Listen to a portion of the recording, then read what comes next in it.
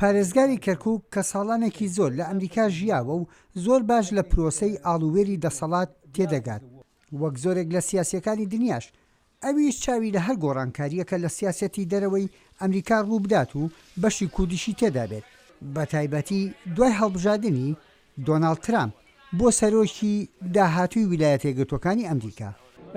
بە پێی قسەکانی لە کاتی هەڵبژاردنە بە تاکید گۆڕانکاریە بێت لە سیاسەتی دەرەوەی ئەمریکا.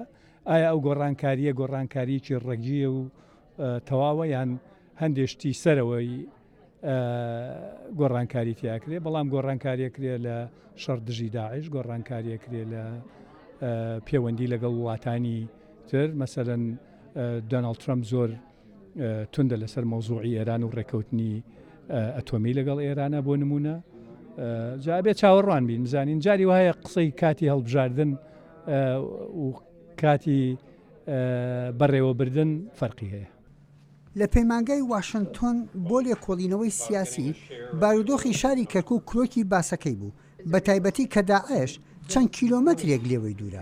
بەڵێ تا داعش ما بێ لەوێ مەترسی هەیە و ئێمەش ئەزانین ئەو مەترسی هەیە و دایمەن ئامادەکاری بۆ ئەەکەین و پلانەکانمان بەپێی ئەو مەترسیانەی کە ئەزانین دێت گۆڕانکاری تیا ئەکرێت، بەڵام تا داعش ما بێ مەترسی هەیە، بەڵام ئێمە باوەڕیشمان بە خەڵکەکەمان هەیە وەکو جۆت لێبوو لە دانیشتنەکەی خەڵکی کەرکووک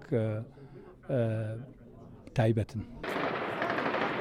پارێزگاری کەرکووک سەبارەت بەو هێرشەی مانگی ڕابردوو کە لەلایەن داعشەوە کرایە سەر کەرکووک باسی لەوە کرد کە خەڵکی شارەکە لەگەڵ حکومەتە نێوخۆیەکەیدایە و بەرگریان لە شارەکە کرد، بەڵام لای سەیرە کە پرۆسەی پاکردنەوەی دەرەوەی شاری کەرکووک کەوتە دوای پرۆسەی ئازادکردنی مووسڵ.